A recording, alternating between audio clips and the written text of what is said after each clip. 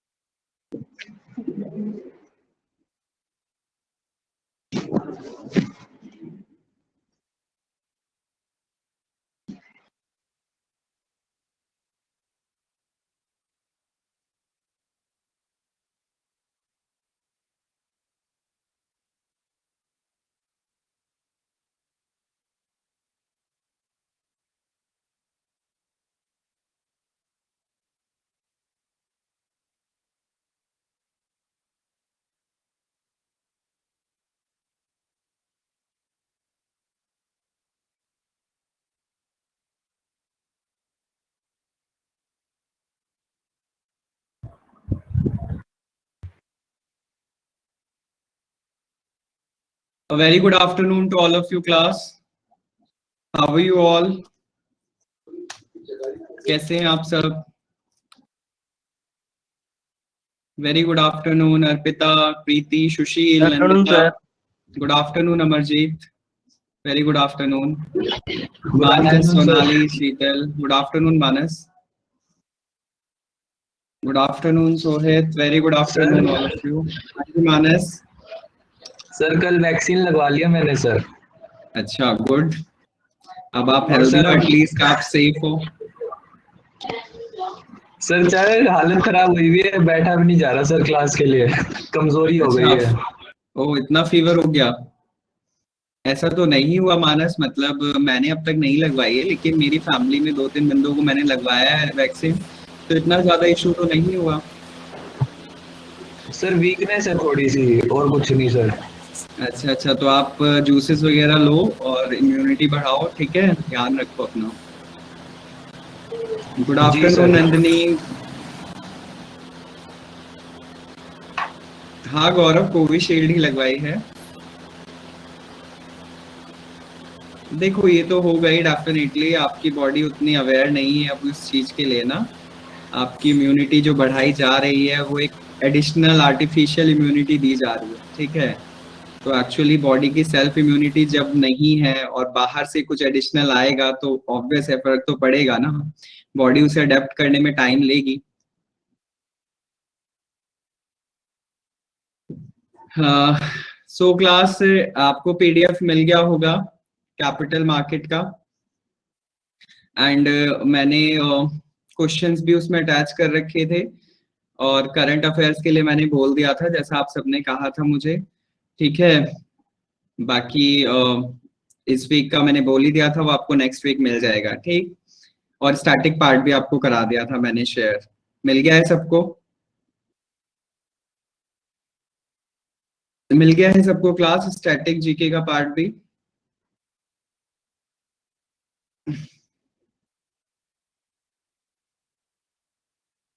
Okay, good. Yes class, सो आज हम start करेंगे क्लास। अभी बच्चे ज्वाइन कर रहे हैं। जैसे कि मैंने प्रीवियस क्लास में ही बोल दिया था कि हम एनपीए करेंगे आज, नॉन परफॉर्मिंग असिस्ट। तो थोड़ा बहुत आपने रीड आउट किया है इसके बारे में, न्यू स्टूडेंट्स खासकर, स्पेशली न्यू स्टूडेंट्स रीड किया है आपने? हुआ तो ये दोनों का नहीं है, ओल्ड स्टूडेंट्स का भी नहीं हुआ है, 24 मार्च वाले बैच का, बाकी जो 11th में वाले हैं उनके लिए तो है ही सब कुछ। ठीक है, सो चलिए 12:05 हो गया ऑलमोस्ट, बच्चे अभी ज्वाइन कर ही रहे हैं धीरे धीरे।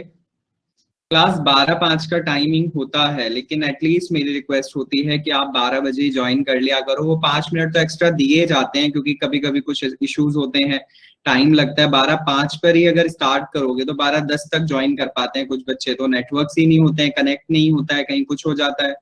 तो एटलीस्ट आप थोड़ा सा पहले कर लिया करो, 5 मिनट इतनी बड़ी बात नहीं होती। इतने बिजी कहाँ होते हो आप सब, हम भी तो अपना एक्स्ट्रा टाइम निकालते हैं ना, हम भी तो 5-10 मिनट पहले ज्वाइन करते हैं ना। अभी मैंने थोड़ा सा लेट करना शुरू किया, अदरवाइज मैं तो हमेशा 10 मिनट पहले ही ज्वाइन कर लेता हूँ, क्योंकि मुझे लगता है बच्चे आते नहीं हैं, फिर वेट करना पड़ता है। कैपिटल मार्केट में ऑप्शन बता दीजिए शेफ। मैंने ऑप्शंस दिए हैं, आंसर्स मैंने ऐड किया है। लास्ट पेज में आप देखना, सबसे एंड में मैंने ऑप्शंस रखे हुए हैं। आपने सबसे एंड में नहीं देखा क्या?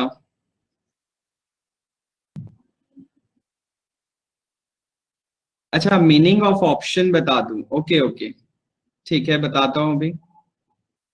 मुझे लगा आप क्वेश्चंस के ऑप्शंस पूछ रहे हो।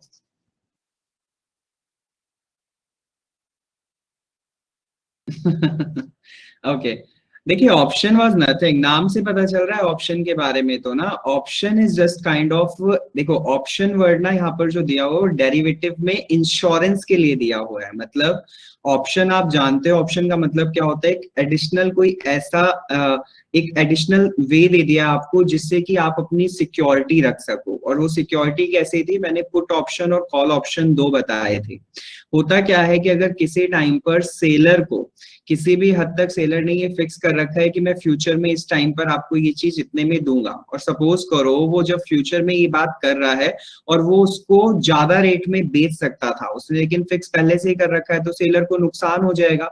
तो सेलर क्या करता है, बीच में जिस एजेंट से वो चीजें लेता है उस एजेंट के पास उस चीज का इंश्योरेंस भी करा कर रखता है, जिससे कि अगर उसे लॉस होगा तो वो लॉस वहां पर मैनेज हो सके। इस टाइप ऑफ ऑप्शन को हम नाम देते हैं पुट ऑप्शन। ठीक है, और जब बायर की कंडीशन में बात करें कि बायर को नुकसान से बचाया जाना है, बायर खरीद महंगे में रहा है क्योंकि उसने फिक्स पहले से कर रखा था लेकिन वो मिल उसे सस्ते में भी सकता था, तो इस टाइप का ऑप्शन को हम नाम देते हैं call option. It's type of insurance just. ठीक, option is type of insurance, put option and call option two type के जनरली सेलर एंड बायर के लिए। ठीक है,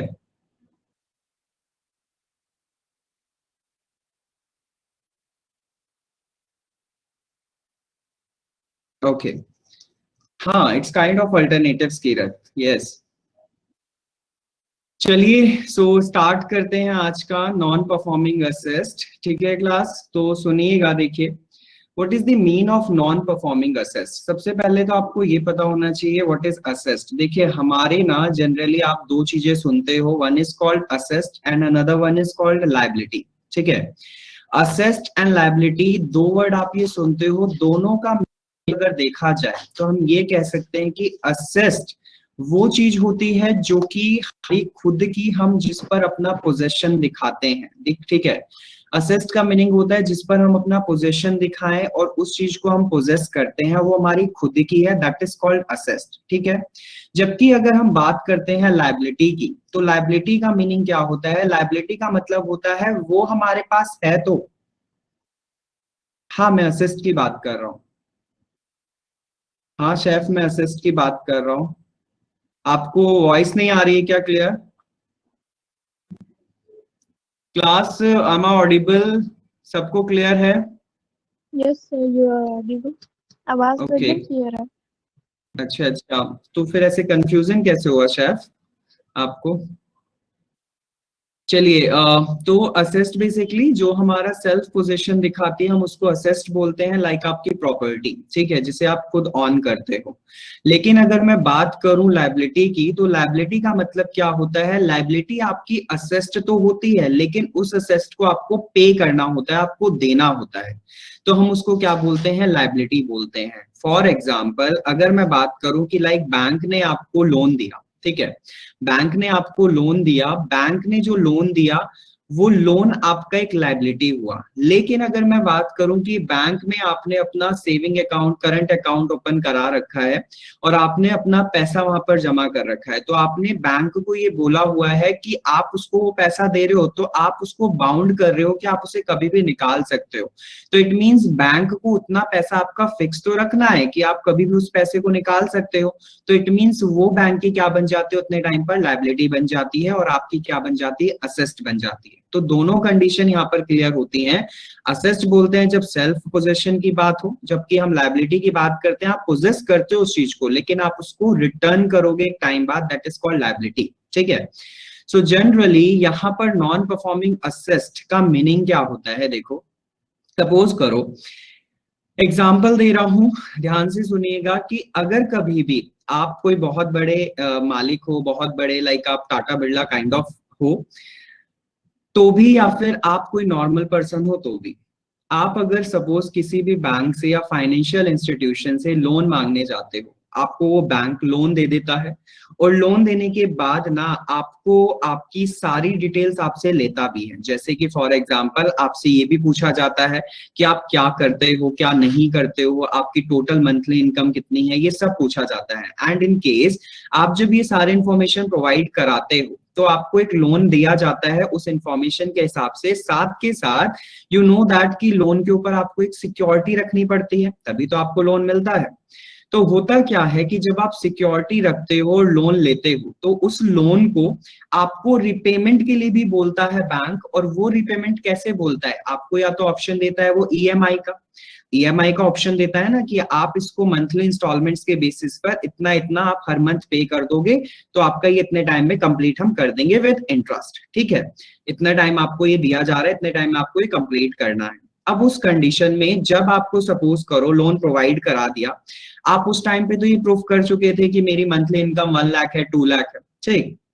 लेकिन सपोज करो कुछ टाइम बाद ऐसा हुआ, कोई क्राइसिस आया कि आप अनएम्प्लॉयड हो गए, आपके पास कोई इनकम सोर्स नहीं रहा, and you are not able to repayment of your loans. ठीक है, आप ईएमआई नहीं पे कर पा रहे हो अपनी। उस कंडीशन में होगा क्या कि आपको अगर सपोज करो कोई एक मंथली इंस्टॉलमेंट देनी थी, दैट इज लास्ट डेट थी अगर उसकी, सपोज करो इस मंथ की लास्ट डेट, जैसे सपोज मैं अगर बोलूं कि 31 या 30 जून लास्ट डेट थी, ठीक है, आपको उस मंथ पे करना था कुछ लोन का ईएमआई, फाइन।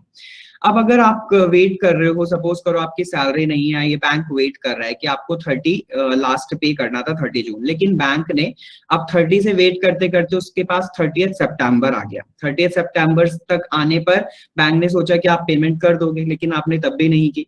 उसके बाद फिर 30 सितंबर के बाद अगर बात 30 जून के बाद 30 आपका जुलाई, फिर उसके बाद जुलाई के बाद फिर अगस्त भी आ गया, 30 अगस्त आ गया, फिर 30 सितंबर भी आ गया।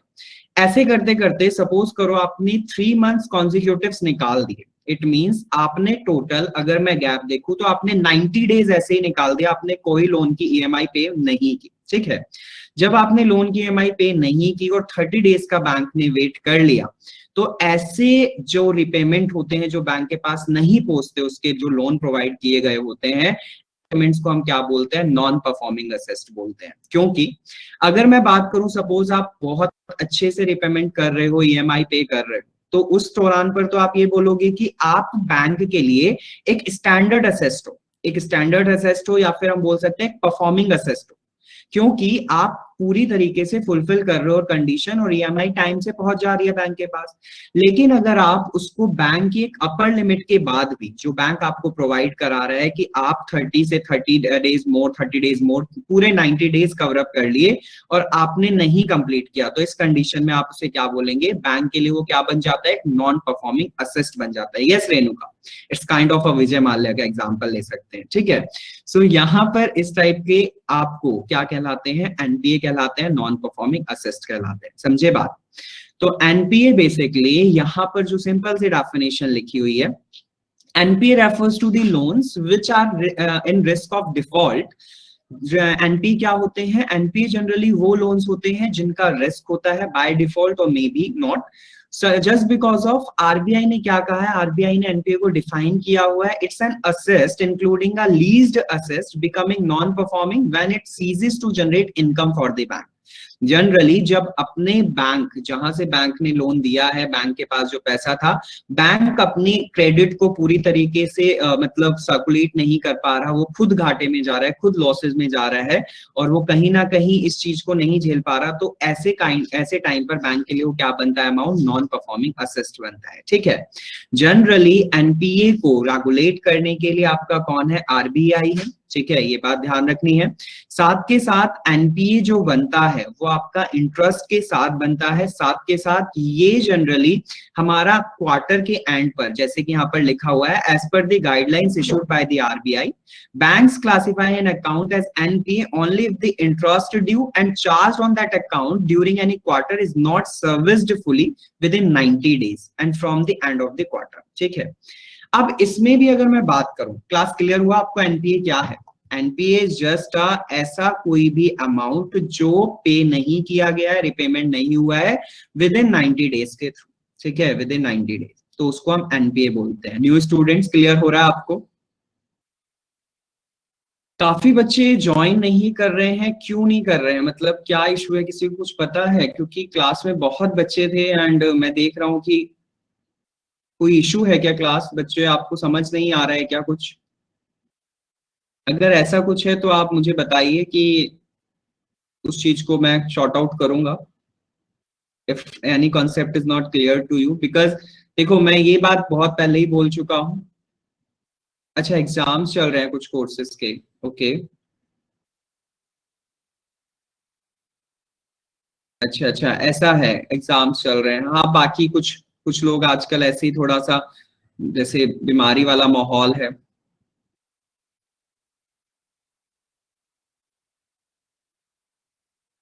अच्छा अच्छा, एग्जाम चल रहे हैं, चलो कोई नहीं, लेकिन बाकी प्लीज अगर आपके पास टाइम होता है for 1 hour, because these class are so important, and फिर आप अगर इसको यूट्यूब करोगे, यूट्यूब देखोगे, तो उस दौरान पर ऐसा होता है कि कुछ चीजें नहीं क्लियर होती तो आप मेरे से पूछ तो नहीं सकते। लाइव लेने में ये होता है क्लास को कि आप मेरे से पूछ सकते हो तुरंत के तुरंत। ठीक है ना? तो एटलीस्ट अगर कभी भी आपको ऐसा लगता है कि बहुत ज्यादा इशू है तो मत किया करो अटेंड, बट लेकिन अगर टाइम बचता है, टाइम है आपके पास, तो 1 hour is not a big deal, आप एटलीस्ट 1 hour का टाइम निकाल सकते हो और क्लास ले सकते हो अपनी। ठीक है, ओके। सो देखिएगा, अब नॉन परफॉर्मिंग असेस्ट के लिए अगर मैं बात करूं तो class you all know that, अब देखो क्लास कुछ चीजें मैंने बोला हुआ है पहले से भी कि साथ साथ लिखते रहा करो, ऐसा नहीं है, आप कुछ बातें पॉइंट में लिख लिया करो, पूरी पूरी चीजें ना लिखा करो, लेकिन पॉइंट्स में लिख लिया करो। You all know that class की एनपीए या फिर हम कोई भी जब लोन लेते हैं तो यू नो दैट कि हम उस लोन पर सिक्योरिटी रखते हैं, तभी तो हमें कोई भी बैंक लोन देता है। अभी मैंने स्लाइड आगे नहीं किया है, बस मैं कुछ बातें समझा रहा हूं, ठीक है, वो समझो। जनरली जब हम लोन लेते हैं तो हम बैंक के पास ना अपनी कोई सिक्योरिटी देते हैं, और सिक्योरिटी क्यों देते हैं? सिक्योरिटी देने का रीजन तो आपको पता है, हम इसलिए सिक्योरिटी देते हैं कि हम इतने पैसे को इस टाइम पर लौटा देंगे। ठीक है, जनरली होता क्या है, हर लोन के लिए हम ज्यादातर 3 टाइप्स ऑफ सिक्योरिटीज बैंक के पास कर सकते हैं सबमिट, जब भी हम कभी लोन के लिए अप्लाई करते हैं। ठीक है, वो 3 टाइप्स ऑफ सिक्योरिटीज होती क्या है? देखो, हम एक सिक्योरिटी का नाम देते हैं, that is called pledge. Pledge is basically PLEDGE, pledge. ठीक है, प्लेज का मतलब क्या होता है class? Pledge type of securities ना वो सिक्योरिटीज होती हैं जिसमें कि हमारे पास उसका पोजेशन होता है लेकिन हम दूसरे को पोजेशन सौंप दें, यानी इट मींस वो चीज ना मूवेबल हो। फॉर एग्जांपल अगर मैं बात करूं लाइक गोल्ड की, तो गोल्ड मेरा गोल्ड है, मेरे पास गोल्ड था, लेकिन मैं उस चीज को मूवेबल का मतलब मैं उसको एक जगह से दूसरी जगह पर ले जा सकता हूं, मेरा पोजेशन होते हुए भी मैंने दे किसको रखा है? वो सपोज मैंने बैंक को दे रखा है कि आप मुझे इस पे लोन प्रोवाइड करो, मेरे पास जितना गोल्ड था मैंने वो बैंक को दे दिया, तो इट मींस मूवेबल है वो, और मूवेबल के साथ साथ हम क्या कह सकते हैं, उस पर बैंक का पोजीशन है। तो इस टाइप की जब सिक्योरिटीज हम देते हैं ना लोन के टाइम पर, इस टाइप ऑफ सिक्योरिटी को हम नाम देते हैं प्लेज। ठीक है, सेकेंड टाइप ऑफ सिक्योरिटीज की अगर बात करें तो सेकेंड टाइप ऑफ सिक्योरिटीज कहलाती है मॉर्टेज। मॉर्टेज का मतलब क्या होता है? यू नो दैट जो प्रॉपर्टीज, जो ऐसी चीज हो जो कि इमूवेबल हो। इमूवेबल का मतलब वो एक जगह से दूसरी जगह पर शिफ्ट ना हो सके। दूसरी बात, उस पर आपका ही पोजेशन रहेगा, लेकिन आपने उसका कुछ पार्ट एज अ सिक्योरिटी के तौर पर बैंक को दे दी। लाइक आपके पास प्रॉपर्टी थी, आपने प्रॉपर्टी को, आपका घर था, आपने घर पर अपने लोन लिया हुआ है। उस प्रॉपर्टी पे जब आपने लोन लिया तो आप उस घर में रह रहे हो, आपका ही पोजेशन है, आपसे कोई छीन नहीं रहा है। कब छीनेगा या कब आप पे कुछ एक्शन होगा? जब आप लोन का रिपेमेंट नहीं करते हो। तो उस दौरान पर आपका हाउस लोन या फिर आपका प्रॉपर्टी पे जो लोन है, वो टाइप ऑफ सिक्योरिटी में जो आपने रखा है उसको मॉर्टेज कहा जाता है। और जनरली इस टाइप में हम कहते हैं इमूवेबल है और आपका खुद का पोजेशन होता है, मतलब ऑनर का पोजेशन होता है। तो इस टाइप की सिक्योरिटीज को हम मॉर्टेज बोलते हैं, ठीक है। लाइक आपकी प्रॉपर्टी हो गई, लाइक आपके खेत हो गए, लाइक कोई एग्रीकल्चर से रिलेटेड है उसके खेत हो गए, तो हम उसको कह सकते हैं कि वो मॉर्टेज काइंड ऑफ सिक्योरिटी है, ठीक है। And third type of security की अगर मैं बात करूं तो that is called hypothecation. Hypothecation, HYPOTHECATION, hypothecation, ठीक है। हाइपोथिकेशन का मतलब क्या होता है क्लास? जनरली वो चीज जो कि मूवेबल हो और साथ के साथ ऑनर का पोजेशन भी रखती हो, उसको हम बोलते हैं हाइपोथिकेशन, ठीक है। ऑनर का पोजेशन हो, साथ के साथ मूवेबल भी हो। जैसे कि सपोज आपकी बाइक हो गई, आपकी बाइक हो गई, आपकी कार हो गई, ये आपका खुद का पोजेशन रखने वाले हैं, लेकिन साथ के साथ ये मूवेबल भी हैं। तो हम ऐसी चीजों को क्या बोलते हैं? हाइपोथिकेशन बोलते हैं, ठीक है। सो याद रखिएगा, प्लेज में मूवेबल होगा लेकिन बैंक्स का पोजीशन होगा, आपका मॉर्टेज में इमूवेबल होगा और पोजीशन ऑनर का होगा। और जबकि हाइपोथिकेशन की अगर मैं बात करूं तो हाइपोथिकेशन में आपका पोजीशन होगा और आपकी प्रॉपर्टी या वो चीज जिसपे आप ले रहे हो, सिक्योरिटी जो दे रहे हो, वो आपकी क्या होगी? मूवेबल होगी। क्लियर हुआ तीनों टाइप ऑफ सिक्योरिटीज क्लास? किस चीज में कीरत? कीरत किस चीज में? हाउस किस में बोल रहे हो? हाइपोथिकेशन में बोल रहे हो? इफ यू विल सेल तो you can not afford the loan ना। अगर कीरत आप सेल कर दोगे अपना हाउस तो आप लोन थोड़ी ना ले पाओगे उस पे। और लोन लेते वक्त के टाइम पर आप कभी भी हाउस सेल नहीं कर सकते। और अगर आप सेल कर रहे हो ना तो आपको वो चीजें प्रूफ करनी होती है दूसरी पार्टी को भी जिसको आप सेल कर रहे होते हो, ठीक है। अदरवाइज आपके ऊपर एक्शन लिया जा सकता है कि लोन चल रहा था या फिर फोर्जरी का कुछ इस तरीके से, ठीक है। थर्ड एक बार बता दूं, हाइपोथिकेशन रेनू का। और ऊपर किसी ने मेरे से किसका एग्जांपल पूछा है, एक बार मैं देख लूं।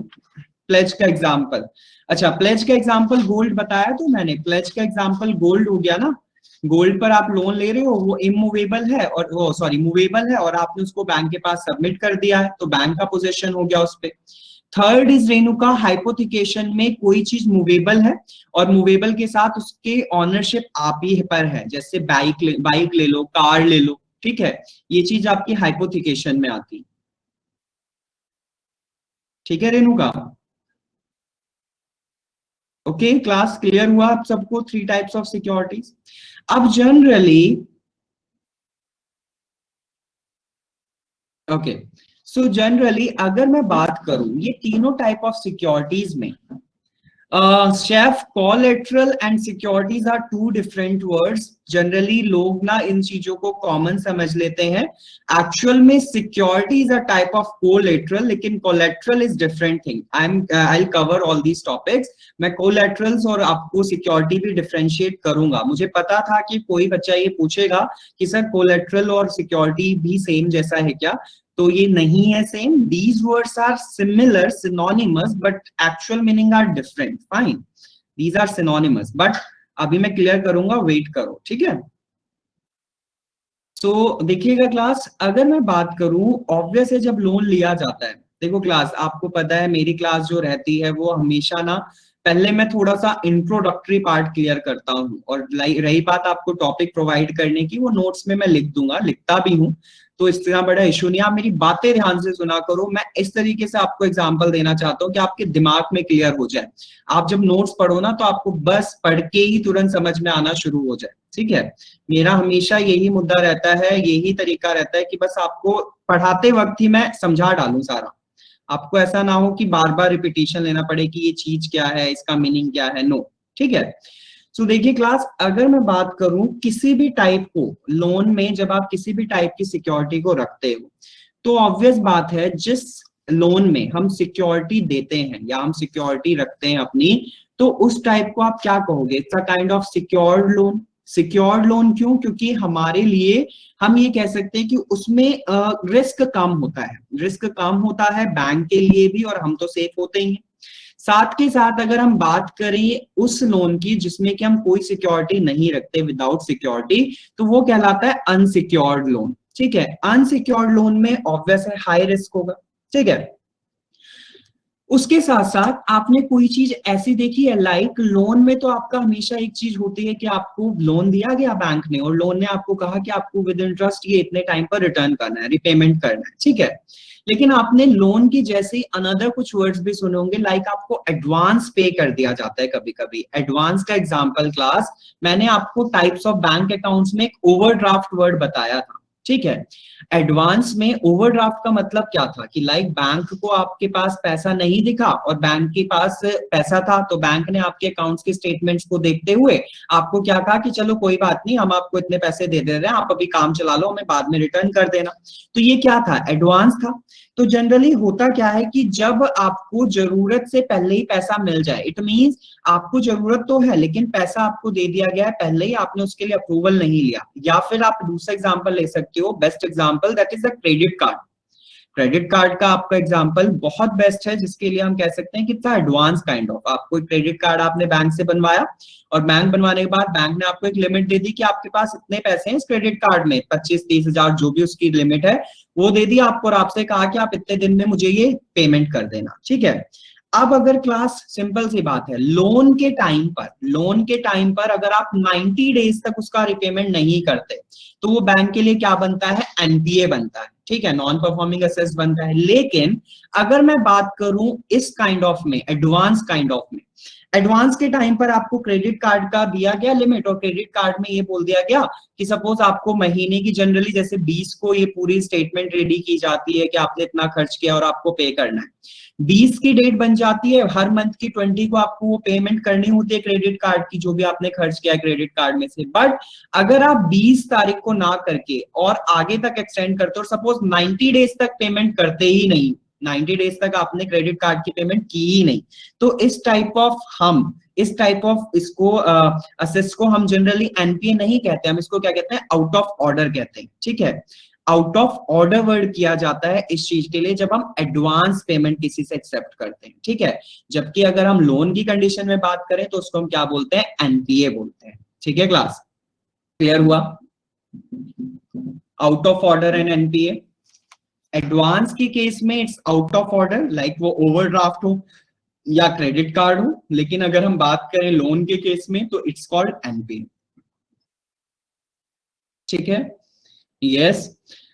सो देखिएगा, अब थोड़ा सा आपको बताता हुआ चलूंगा मैं कि एनपीए किस किस कंडीशंस में माना जाता है कि ये एनपीए, ठीक है।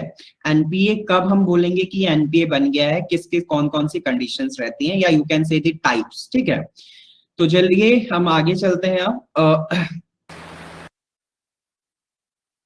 हाँ, क्रेडिट कार्ड का पेमेंट नहीं किया रेणुका, होता क्या है क्रेडिट कार्ड की लिमिट में ना, 1 मंथ की बाद 20, मतलब हर मंथ की 20 तारीख को एक स्टेटमेंट रेडी होती है प्रीवियस मंथ की, कि आपने कितना खर्च किया है उस क्रेडिट कार्ड की लिमिट में से, उसकी 20 तारीख को आप पेमेंट कर दो तो ठीक है, नहीं करते तो आगे के 90 दिन तक का और टाइम मिलता है, पेनल्टी लगती रहती है, लेकिन 90 डेज के बाद अगर वो नहीं किया तो it's kind of out of order, ठीक है, it's called out of order.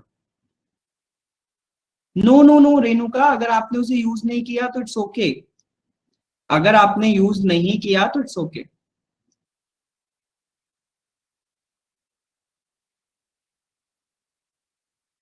ठीक है। हाँ, तो नहीं देना होगा।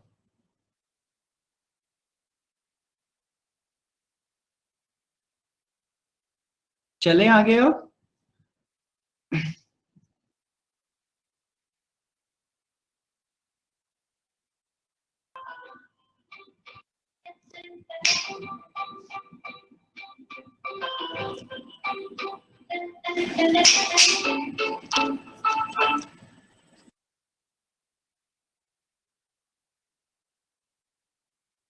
नंदिता, अगर आप एक बात बताओ, पेमेंट तो करना होगा। पेमेंट क्यों करना होगा नंदिता?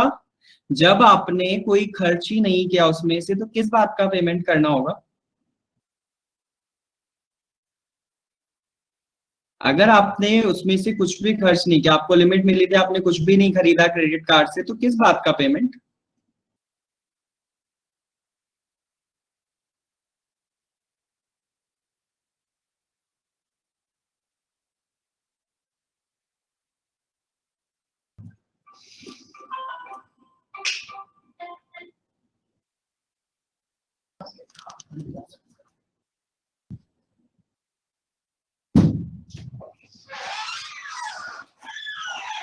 एक नहीं नहीं, देखो नंदिता, हर एक मानसी, हर एक बैंक का ना अपना एक लिमिट दी जाती है आपको कि इस टाइम तक आप इसमें मतलब नहीं भी खर्च करोगे तो चलेगा। बट अगर सपोज आपको मतलब आपने साल भर से ज्यादा हो गया, आपने नहीं किया, जैसे हर एक बैंक की ना, हर एक बैंक के क्रेडिट कार्ड का अलग एक लिमिट होती है।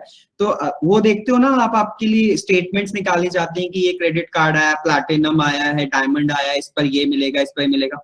तो हर एक बैंक क्रेडिट कार्ड का ना अलग अलग कंडीशंस रखी जाती हैं। और नॉमिनल चार्जेस की बात करूं ना, तो वो टाइमिंग के अकॉर्डिंग्स होते हैं और वो हर बैंक का डिफर है। अगर आप नहीं यूज कर रहे हो तो आप कैंसिल करा दो क्रेडिट कार्ड को। Why you will pay the nominal charge, है ना? जो भी आप में से ई बैंकिंग करता है ना, लाइक आप ऐप के थ्रू बैंकिंग करते हो, तो आप देखा करो हर एक बैंक के ना उसमें आता है कि क्रेडिट कार्ड्स ये आए हैं, इसमें ये फैसिलिटीज दी जा रही हैं, इस तरीके से। हाँ, कुछ मंथली चार्जेस होते हैं रेणुका, मैं बता रहा हूँ, लेकिन हर बैंक की टाइम लिमिट के अकॉर्डिंग है वो, और हर क्रेडिट कार्ड पर डिफर डिफर है। And this is not your actually मतलब relevant to your exam point of view, annual होते हैं यूसेज के। हाँ, सेविंग अकाउंट की लिमिट ट्रांजेक्शन्स की शेफ, या फिर आपके डिपॉजिट करने की? नो, डिपॉजिट की क्यों लिमिट होगी शेफ? हमारा अकाउंट हम कितने भी जमा करें।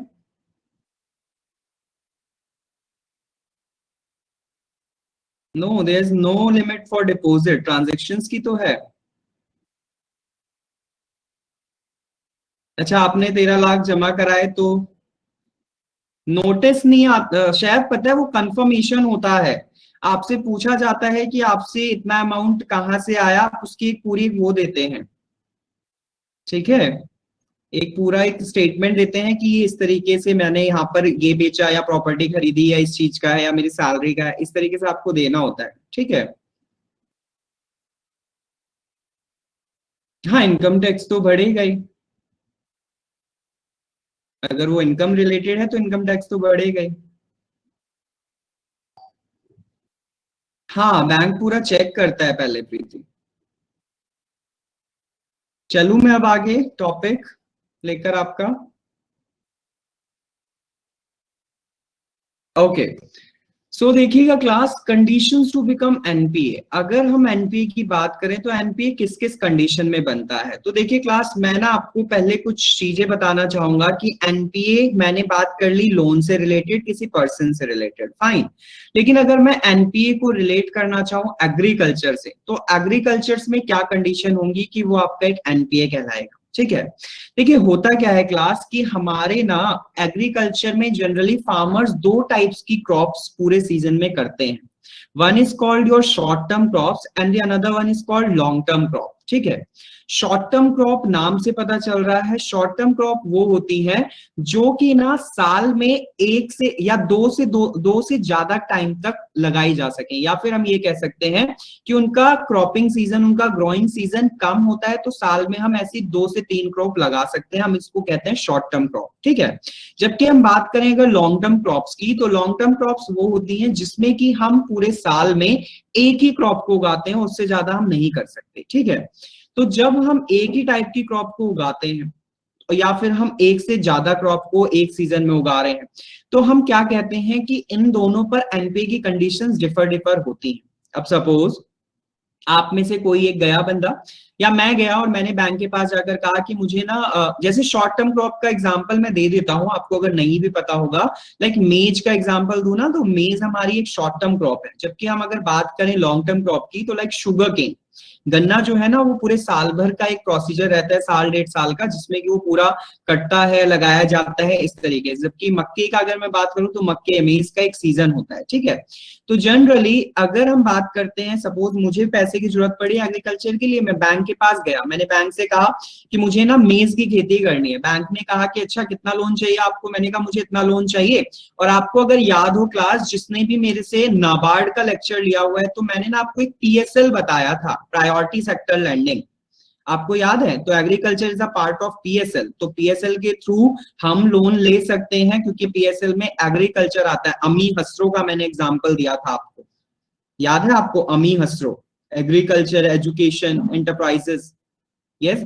हाँ, तो बाकी क्लास कोई जो दूसरे बच्चे हैं जिनको न्यू है, जिनको नहीं पता है, don't worry, PSL is a kind of NABARD part, priority sector lending, जिसको मैं कवर अप करूंगा। हाँ हाँ, नहीं शेफ, मैंने आपको नहीं कराया, आई एम जस्ट टेलिंग कि ये चीज मैंने बताई थी बच्चों को, लेकिन आपको भी बताऊंगा, डोंट वरी, मैं नाबार्ड आपका लूंगा, ठीक है, टॉपिक कराऊंगा नाबार्ड, ओके।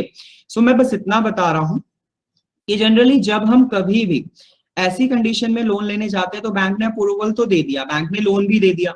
अब सपोज करो उस 2-3 महीने के सीजन में ना मेरी क्रॉप बहुत अच्छी हुई थी, लेकिन कुछ कंडीशन ऐसी आ गई, लाइक नेचुरल कैलामिटीज आ गई, और उस कंडीशन में ना मेरी क्रॉप खराब हो गई, सडनली खराब हो गई। अब मैं लोन बैंक के पास गया, मैंने बैंक को सारी सिचुएशन बताई कि भाई मेरी ना ऐसी क्रॉप खराब हो गई। बैंक ने मेरी दुख भरी कहानी सुनी, उसके बाद बैंक ने कहा कि अच्छा ठीक है, आप ना लोन अगले सीजन में रिपेमेंट कर देना। मतलब आप 3 महीने की क्रॉप एक उगा चुके हो, आपने सोचा कि मैं 3 महीने में अब अनदर कोई क्रॉप उगाऊंगा तो मैं उसके लिए इसका रिपेमेंट कर दूंगा, उससे कर दूंगा इसका रिपेमेंट। अब हुआ क्या कि सेकंड क्रॉप उगाई सेकंड सीजन में, तो सेम हाल दोबारा हो गया। मैं बैंक के पास फिर गया, बैंक ने क्या करा, फिर मुझे कह दिया कि चलो कोई नहीं, आप थर्ड सीजन में कर देना। अब 2 सीजन में बैंक मुझे माफी दे देगा, लेकिन थर्ड सीजन की बात जैसे ही आएगी ना, तो बैंक मुझे कहेगा कि भाई अब नहीं पता हमें कुछ भी, अब तो आपको पेमेंट करनी ही पड़ेगी, बहुत हो गया आपका ड्रामा, अब मुझे नहीं पता, आप कहीं से भी करके ला कर दो, लेकिन लोन का रिपेमेंट करो। तो इस कंडीशन में भी आपका क्या बनता है, एनपीए बनता है। तो एनपीए अगर एग्रीकल्चर में बात करें और शॉर्ट टर्म क्रॉप के लिए है, तो उस कंडीशन में वहां पर 2 सीजन की माफी दी जाएगी, तीसरे सीजन की नहीं दी जाती। और ये सीजन 1 साल में ही है, तीनों सीजन, ये सीजन अलग अलग सालों में नहीं है, ठीक है, ठीक है क्लास। अब सेम एज अगर मैं बात करूं लॉन्ग टर्म क्रॉप की, तो लॉन्ग टर्म क्रॉप में ना जनरली अगर बात होती है, सपोज शुगर केन का एग्जांपल ले लूं, शुगर केन खराब हो गया मेरा, फसल बहुत अच्छी चल रही थी, और उस कंडीशन में वहां पर मैं बैंक के पास गया, तो बैंक ना मेरी कुछ नहीं सुनेगा, बैंक क्योंकि 1 साल का टाइम ऑलमोस्ट ओवर कर चुका है, तो बैंक मुझे कहेगा कि भाई आपको कोई माफी नहीं दी जा रही, आप हमें रिपेमेंट करो। तो वहां पर आपको सिर्फ और सिर्फ एक ही क्रॉप सीजन की माफी दी जाती है, नेक्स्ट ईयर रिपेमेंट करना ही होता है, ठीक है। 1 साल की वो माफी होती है, उसके बाद आपकी कोई माफी नहीं, उसी दौरान की माफी होती है जिस दौरान में आपने वो सीजन लिया है, ठीक है। हाँ प्रियंका, बिल्कुल लगता है। अगर आप देख पा रहे हो ना, तो 4th एंड 5th पॉइंट लिखा हुआ है यहाँ पर, short duration crops the installments of principal और the interest remains overdue for 2 crop season. And long duration crop में भी लिखा हुआ है the installments of principal and interest remain overdue for the 1 crop season, ठीक है।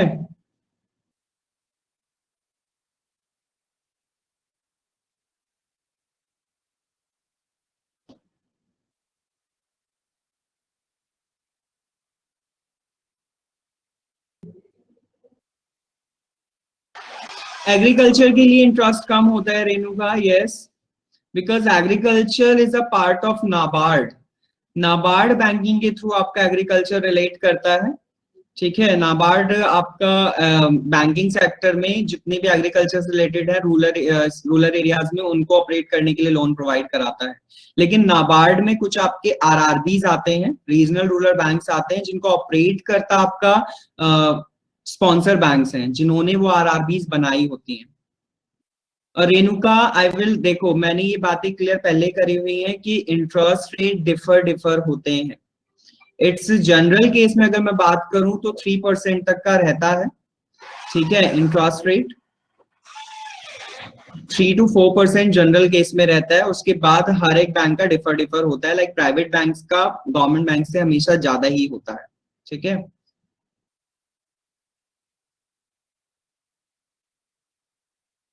ठीक है, चलूं अब आगे।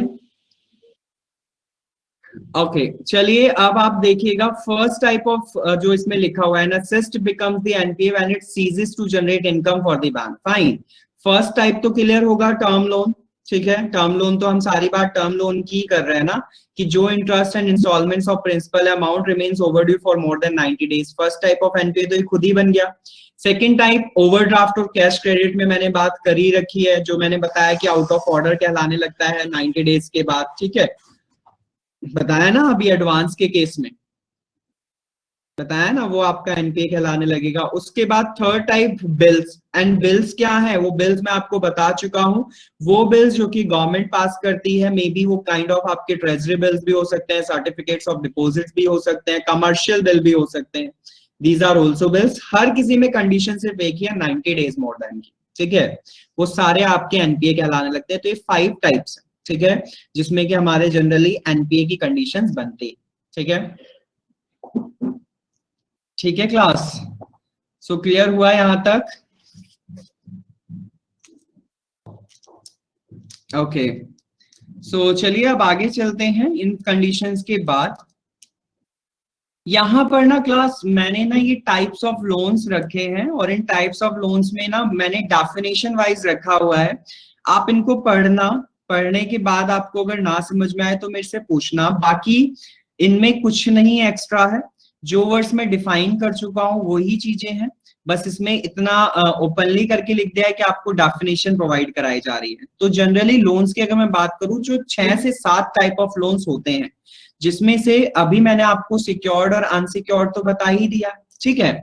सिक्योर्ड और अनसिक्योर्ड से पहले ना क्लास यहां पर ना आपके another type of loan that is called demand loans, subsidised loan, concessional loans. उसके बाद अगर आप देख पा रहे हैं तो personal loans and commercial loans, ये अनदर 5 टाइप्स ऑफ लोन और बचते हैं, ठीक है।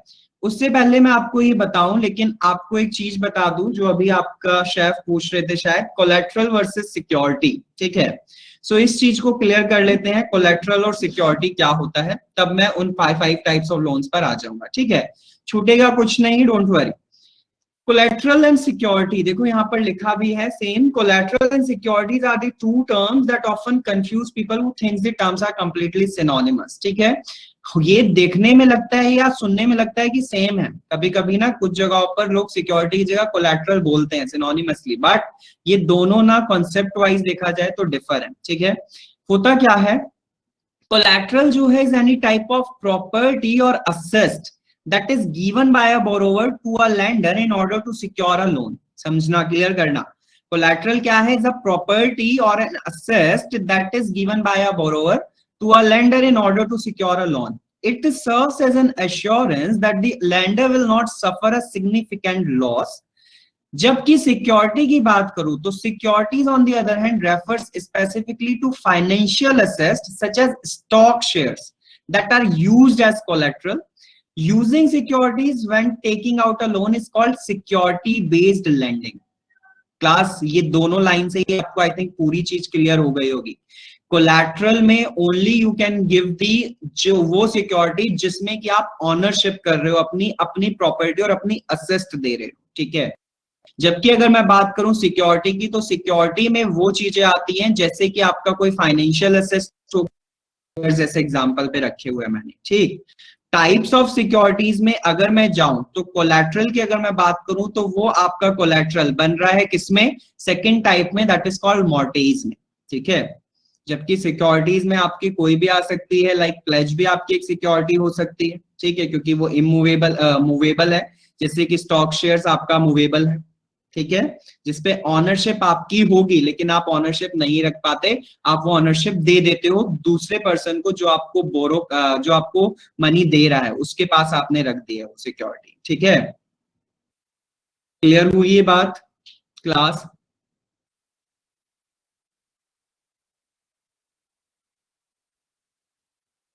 क्लास ऑल क्लियर यहां तक?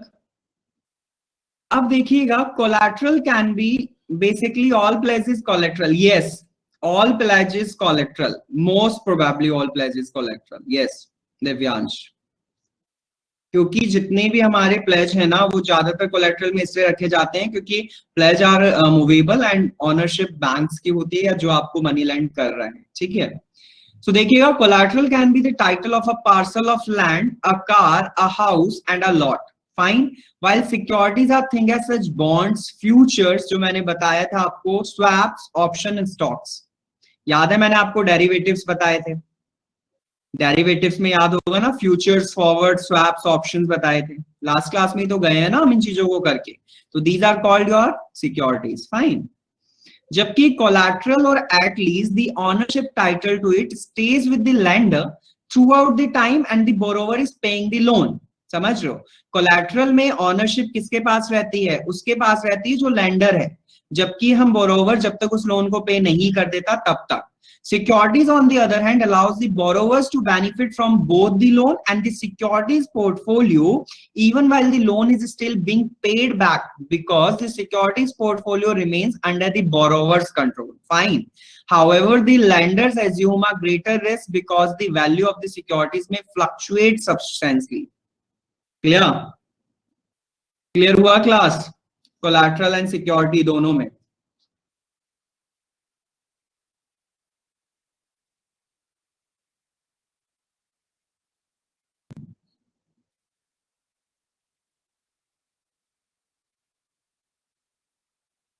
यस, सो शेफ आपको अब क्लियर हो गया कोलैटरल वर्सेस सिक्योरिटी? गुड। सो चलिए ना, अब हम थोड़ा सा यहाँ पर कर लेते हैं अपने बाकी टाइप्स ऑफ लोन्स को कवर। मैंने ये जस्ट रख दिए हैं, सच पूछो एग्जाम में नहीं आएगा, सिक्योर्ड और अनसिक्योर्ड से ही मोस्ट प्रोबेबली अगर कुछ आया तो आ जाएगा। बाकी ये टाइप्स हैं, समझ लो थोड़ी थोड़ी सी बात इनकी। डिमांड लोन्स क्या है? डिमांड लोन्स आपको मैंने अभी बात की कि जनरली जहां पर जैसे credit card is a kind of demand, ठीक है, तो मैंने डिमांड की बात की थी ना। तो डिमांड लोन्स हमारे जनरली शॉर्ट टर्म लोन्स होते हैं और इनकी डेट जो है रिपेमेंट की वो फिक्स नहीं होती, ठीक है। साथ के साथ हम ये कह सकते हैं डिमांड लोन्स आपके सिक्योर्ड भी हो सकते हैं, अनसिक्योर्ड भी हो सकते हैं। आप सिक्योरिटी दो या मत दो, that's all yours, it's your matter, fine. उसके बाद सब्सिडाइज्ड लोन्स की अगर मैं बात करूं तो सब्सिडाइज्ड लोन्स वो होते हैं क्लास जिसमें ना आपको ना लोन्स पे इंटरेस्ट या फिर आप ये कह सकते हो कि आपको ना सिक्योरिटी नहीं रखनी पड़ती। जैसे कि फॉर एग्जांपल आपका एजुकेशनल लोन, ठीक है, एजुकेशनल लोन की अगर मैं बात करूं, ऐसा तो मैं देखो मैं ये कहूंगा कि सब्सिडाइज्ड लोन्स पर सिक्योरिटी रखनी पड़ सकती है, लेकिन कुछ लोन्स इसमें ऐसे भी आते हैं जिन पर सिक्योरिटी नहीं रखनी पड़ती, जैसे कि एजुकेशनल लोन की अगर हम बात करें, ठीक। और इन पे जो आपका इंटरेस्ट होता है ना वो हिडन होता है। हिडन का मतलब यहाँ पर इंटरेस्ट सब्सिडी के अकॉर्डिंग जैसा होता है। जैसे कि आपका किसी फॉर एग्जांपल आपने मुद्रा लोन की अगर मैं बात करूं, आपको मुद्रा लोन याद है, शिशु किशोर और आपका वो क्या नाम था अनदर वन, किशोर शिशु और तुषार, क्या नाम था, आई फॉरगॉट। मुद्रा लोन में, मुद्रा लोन सुना हुआ है आप सबने?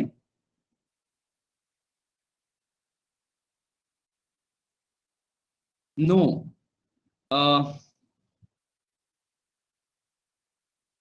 सुना है कि रद्द?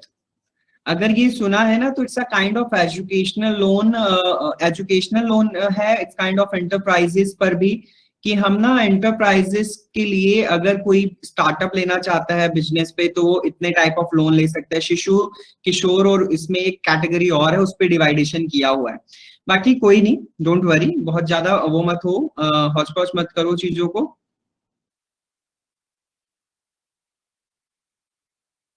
दिव्यांश देखो, ये तो दिव्यांश हर एक लोन में ना बैकग्राउंड तो चेक होते ही हैं, हर लोन में। कोई भी लोन आपको विदाउट बैकग्राउंड चेक तो मिलेगा ही नहीं। आपकी बैंक स्टेटमेंट्स, आप कितना अर्न करते हो, सब चीजें। आप एजुकेशनल लोन में अगर मैं बात करूं ना तो एजुकेशनल लोन में ये कह सकते हो कि एक तो ना आप बाउंड नहीं होते कि आप कब पेमेंट दोगे, ठीक है। आपको एक श्योरिटी रहती है कि आप इतने टाइम पर पेमेंट कर देना, और ये तब कर देना जब आप सक्सेसफुल हो जाओ, इस तरीके से। शिशु, तरुण और किशोर, यस निकिता। शिशु, तरुण और किशोर, यस यस, ठीक।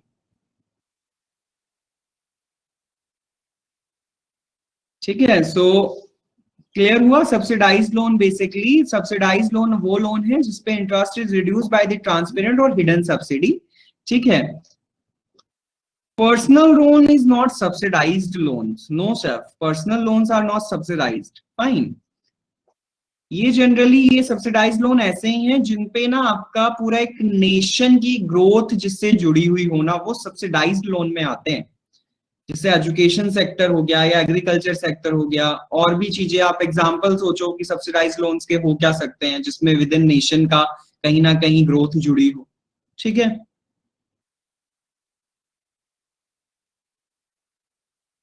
स्टार्टअप लोन्स में इसीलिए तो मुद्रा लोन के एग्जांपल बता रहा हूं आपको, मुद्रा लोन में भी ग्रोथ ऑफ नेशन जुड़ा हुआ है, इसीलिए, क्योंकि वो कहीं ना कहीं एमएसएमई सेक्टर्स पर जोर देता है, ठीक है। उसके बाद कंसेशनल लोन्स, क्लियर, ठीक है। सब्सिडाइज्ड लोन क्लियर हो गया होगा आपको। कंसेशनल लोन्स की अगर मैं बात करूं तो कंसेशनल लोन्स हमारे सॉफ्ट लोन्स होते हैं, और जनरली ये लोन्स हमारे वो लोन्स होते हैं जिसमें कि हमें ना मार्केट के इंटरेस्ट रेट से कम इंटरेस्ट पे करना होता है, और यहाँ पर ना हम बेनिफिट ले सकते हैं। फॉर एग्जाम्पल कुछ ऐसी फॉरेन गवर्नमेंट की बॉडीज हैं जो कि ना लोन्स प्रोवाइड कराती हैं, खासकर उस जगह पर जो कंट्रीज डेवलपिंग है, ठीक है। और जनरली उन एम्प्लॉयज को बेनिफिट मिल जाता है इन टाइप ऑफ कंसेशनल लोन से, ठीक है।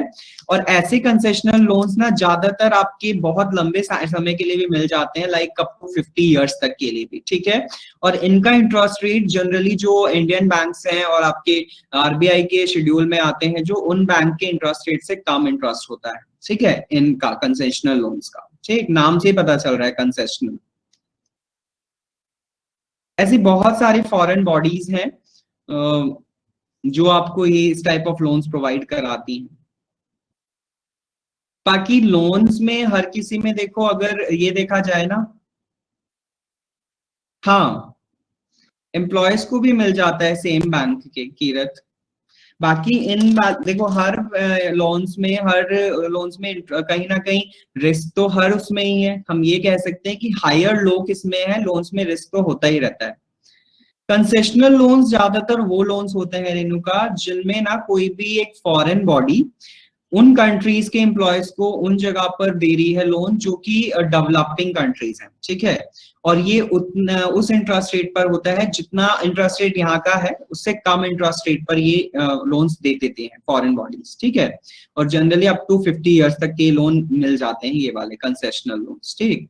पर ये पूछना पड़ता है कि कौन से बैंक में ऐसी फॉरेन बॉडीज हैं जो इस टाइप का कंसेशनल लोन्स प्रोवाइड करा रही, ठीक है।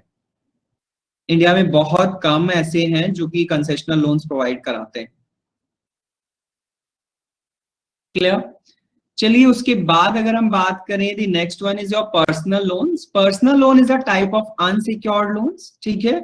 ये अनसिक्योर्ड लोन होते हैं, helps to the meet borrowers current financial need. The borrower does not need any security or collateral while availing it. It is provided on the basis of key criteria such as income level, credit, employment history, repayment capacity, etc.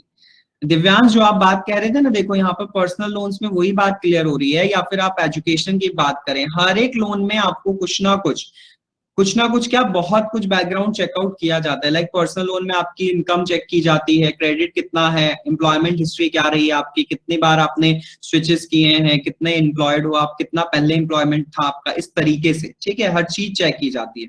साथ के साथ common personal loans include the mortgage loans, ठीक है, car loans, home equity lines of credit, credit card, instalment loans, payday loans, ठीक है। ये सब type of personal loans में इंक्लूड होते हैं। ये टाइप ऑफ पर्सनल लोन्स है, मॉर्गेज लोन्स हो गया, कार लोन्स हो गया, होम इक्विटी, ठीक है, क्रेडिट कार्ड्स, इंस्टॉलमेंट लोन्स, या फिर पेडे लोन्स, ठीक है।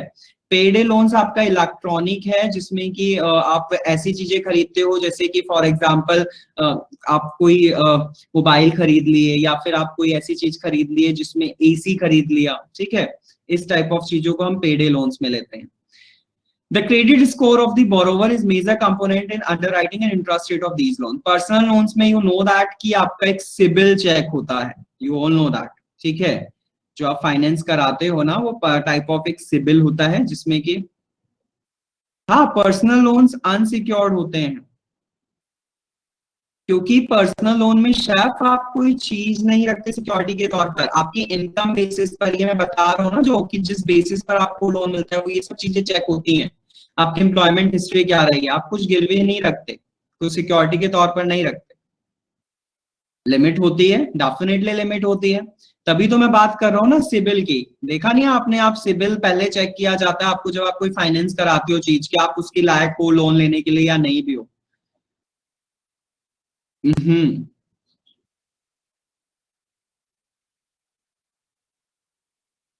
इनकम पे डिपेंड होता है, जनरली इनकम पे होता है कि आप देखो, इनकम पे इसलिए होता है रेणुका कि आपकी ये चेक की जाती है चीजें कि आप सच में रिपेमेंट कर भी दोगे या नहीं। मान लो आपको लोन तो दे दिया हमने और आपने बाद में कह दिया भाई बचाओ मेरे पास नहीं है पैसा, फिर क्या करेंगे? बैंक तो बेचारा लॉस में चला जाएगा, उसके लिए एनपीए बन जाएगा, है ना रेणुका? बाकी क्लास विशाखा समझ आ रहा है? Gaurav Pandey, you all are getting what I'm saying? Mansi Gupta, Muskan Sinha, Navedya, Nandini Gauri, Nikita, P Bharani, P Vaishnavi, Payal, Pragya, Rupal Juneja, Rupal Ral, Sohit, Supriya, Veena Manjunath, you all are getting ना क्लास? प्लीज अगर नहीं आता है कुछ भी समझ तो मुझसे पूछा करो। All students are asking, if this is not clear to all of you please ask. Fine.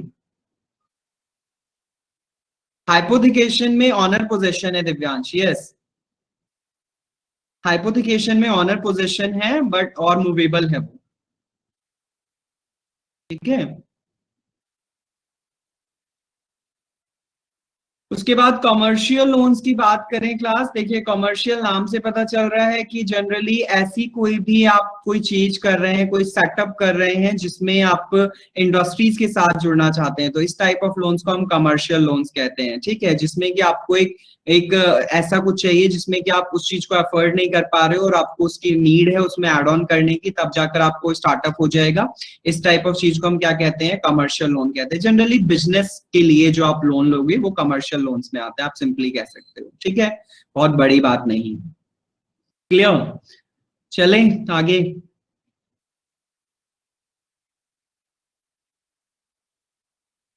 ठीक है, सो ये 6-7 टाइप ऑफ लोन्स आपने पढ़े हैं। सच पूछो ये सिर्फ एक समझाने का जरिया था, otherwise no need to learn all this, कोई जरूरत है ही नहीं, पेपर में पूछा भी नहीं जा रहा इनके बारे में, ये बस आपकी नॉलेज के लिए है। सच पूछो तो जब आप ट्रेनिंग के दौरान पर होंगे तो आपको ये बातें पता होनी चाहिए, ठीक है। चलिए इस टाइप ऑफ लोन के बाद हमने कवर कर लिया है अपना कोलैटरल वर्सेस सिक्योरिटी, ठीक है क्लास। अब ना ये एक चार्ट है, I hope it is clear to all of you. So मैं ना एक चीज बताना चाहूंगा इससे पहले आपको, ये चार्ट बाद में समझिएगा, लेकिन मैं नॉन परफॉर्मिंग असेस्ट को जनरली 3 टाइप्स जनरली दिए गए हैं। नॉन परफॉर्मिंग असेस्ट को क्लासिफाई किया गया है कि क्या क्या किस टाइप्स में आपके एनपीए लाए करते हैं। देखिए होता क्या है क्लास कि हमारे ना एनपीए को 3 टाइप्स में बांटा गया है, 3 कैटेगरीज में। वन इज कॉल्ड सब standard asset, second is called doubtful asset and third is called loss asset. बहुत सिंपल वर्ड्स हैं ये देखा जाए तो। होता क्या है क्लास, एनपीए कब बनता है? एनपीए बनता है जब आप 90 डेज तक रिपेमेंट नहीं करते हो, then it is called NPA ना। एंड अगर सपोज मैं करूं बात कि आपने 90 डेज तक रिपेमेंट नहीं किया, अब सपोज करो 90 डेज के बाद आपको बैंक टाइम दिए जा रहा है, टाइम दिए जा रहा है, आपने उसको 1 ईयर तक नहीं किया, पे 1 ईयर तक भी नहीं किया है, तब वो आपका एनपीए कहलाने लगेगा बैंक के लिए, दैट इज कॉल्ड सब स्टैंडर्ड असेस्ट, ठीक है। आपको बैंक ने 90 डेज का टाइम दिया, 90 डेज के बाद बैंक ने आपको और वेट कर लिया, उसने 1 साल वेट कर लिया, तब वो आपका क्या कहलाने लगा? सब स्टैंडर्ड असेस्ट कहलाने लगा, ठीक है। उसके साथ साथ अगर मैं सेकंड टाइप की बात करूं, डाउटफुल असेस्ट। अब डाउटफुल असेस्ट में ना क्लास, यहां तो मैंने सिंपली लिख दिया डाउटफुल असेस्ट, लेकिन डाउटफुल असेस्ट में ना 3 कैटेगरी आती हैं जिनको हम कहते हैं doubtful 1 asset, D1, D2 and D3 कह सकते हैं simply. Doubtful 1 asset, doubtful 2 asset, doubtful 3 asset, D1, D2 and D3। ठीक है, तो ये D1, D2 एंड D3 होते क्या है? देखो, डाउटफुल असेस्ट में जब आपने 1 साल तक रिपेमेंट नहीं किया, वो सब स्टैंडर्ड था। अब बैंक ने 1 साल और वेट कर लिया, उस 1 साल के सब स्टैंडर्ड के बाद 1 साल और दे दिया आपको, वो आपका किस में आ जाएगा? डाउटफुल असेस्ट के D1 कैटेगरी में आएगा। मैंने यहाँ पर डिवाइडेशन नहीं किया है, लेकिन आप इसे मेंशन कर लेना अपने रजिस्टर में कि डाउटफुल असेस्ट 3 टाइप्स के होते हैं, D1, D2 एंड D3। ठीक है, तो D1 कब कहलाएगा? जब सब असेस्ट के बाद 1 साल और दे दिया आपको। जबकि D2 की अगर हम बात करें, डाउटफुल असेस्ट में D2, तो आपको 1 साल और दिया गया, अब 1 साल और दे दिया। इट मींस डाउटफुल असेस्ट में टोटल D1, D2 में आपको कितने मिल गए? 2 साल मिल गए टोटल। समझे बात? एंड D3 टाइप ऑफ क्या कहलाएगा? D3 हमारा तब कहलाएगा जब आपको ना पूरा D2 भी कंप्लीट कर लिया और अब बैंक ने पूरी उम्मीद छोड़ दी कि भाई अब पैसा पता नहीं आएगा या नहीं आएगा, ये तो लेकर भाग गए हमारा पैसा। अब बैंक ना बहुत ऐसे घाटे वाली फीलिंग में आ रहा है, तो उस कंडीशन में बैंक उसे क्या कह देगा कि ये D3 टाइप ऑफ आपका असेस्ट है। और उस कंडीशन में ना बैंक आरबीआई को बोलेगा कि आप अपने, या फिर आरबीआई खुद से ना अपने ऑडिटर्स भेजेगा और वो ऑडिट करेंगे कि क्या सच में ये पैसा आ पाएगा। अगर जब वो ऑडिट कर लें, उसकी पूरी रिपोर्ट रेडी कर लें कि भाई लगता है ये पैसा आएगा नहीं, और पैसा ना आने की कंडीशन में अगर उन ऑडिटर्स ने ये क्लियर कर दिया कि पैसा नहीं आएगा, तब जाकर ये आरबीआई के इंस्पेक्शन के बाद आपका क्या बन जाता है? That is called loss asset. Clear हुआ क्लास? फर्स्ट आपका सबस्टैंडर्ड असेस्ट जो कि 90 डेज के बाद 1 साल और दिया गया। डाउटफुल असेस्ट में आपको जनरली 2 साल और मिल गए और D3 बनते ही वो आपका किसमें एंटर कर गया? लॉस असेस्ट में। Clear class? लॉस असेस्ट में ना शेफ जनरली ऑब्वियस है ना, देखो अगर आपका पैसा वापस नहीं आएगा, आप इंस्पेक्शन तो कराओगे ना कि भाई वो आदमी जिंदा है या नहीं है, अब तक पैसे पेमेंट कर ही नहीं रहा है हमारे। अब बैंक को ये लॉस में लग रहा है अपनी चीजें, तो बैंक ने आरबीआई को बोला कि आप अपने ऑडिटर्स दो हमें, जिससे कि हम ऑडिट कराएं। आरबीआई ने इंस्पेक्शन के लिए भेज दिया। अब बैंक ने ये चेक किया कि भाई हाँ ये तो पैसा आएगा नहीं बिल्कुल भी, ऑडिटर्स ने क्लियर कर दिया पूरी तरीके से कि पैसा आएगा नहीं, भूल जाओ। तो बैंक को उस टाइम पर D3 अनाउंस कर दिया जाता है और D3 को ही हम लॉस असेस्ट की कैटेगरी में रखते हैं रेनू भाई। यस, D3 को ही हम लॉस असेस्ट की कैटेगरी में रखते हैं। ठीक है क्लास?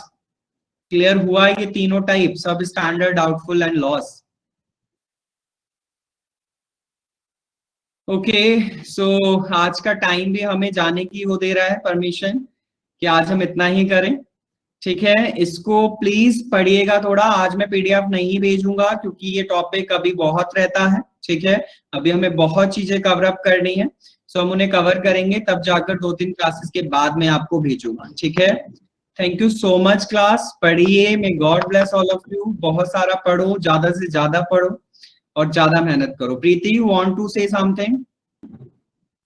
सर, जैसे कि आपने बताया अभी डाउटफुल एसेट्स में, इसमें सर जो D1 है इसमें सब स्टैंडर्ड एसेट्स में और 1 ईयर इंक्लूड होगा ना? 1 ईयर सब इंक्लूड, में। यस, D1 और प्लस 1 ईयर। हाँ, और D2 में भी उसमें भी सब स्टैंडर्ड एसेट्स D2 और में फिर D1 प्लस 1 ईयर। मतलब कि और D3 में भी फिर सब स्टैंडर्ड और प्लस 3 ईयर। हाँ, प्लस D1 D2, यस। हाँ, गुड, आप सही सब समझे। स्टैंडर्ड जो है वो इंक्लूडेड रहे। हाँ हाँ हाँ, ओके। ठीक है। सो क्लास, ठीक है, thank you so much for today. पढ़िएगा, आई होप आप सब समझ पा रहे हो मेरी बातों को। अगर नहीं होता है ना तो प्लीज क्लास आप इस लेक्चर को दोबारा से देखा करो, यूट्यूब पर पहुंच जाता है। ठीक है, more than 3 loss assist. Mansi Gupta, what do you want to say?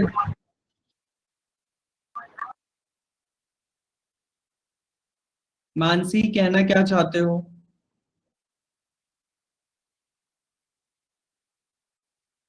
More than 3 loss assist. अगर 3 साल से ज्यादा हो जाएगा तो वो यस लॉस असिस्ट बनेगा वो, मानसी। यस, ठीक है, सो क्लास ठीक है, thank you so much, I will end up the session है। Thank you so much. Thank you Manas sir. कुछ पूछना है? सर मेरे को डिमांड लोन में थोड़ा कंफ्यूजन था, आप अगली क्लास में बता दोगे? हाँ श्योर, मैं आपको नेक्स्ट क्लास में आप मुझे रिमाइंड करा देना, I tell you. Okay okay sir, thank okay, thank you so much.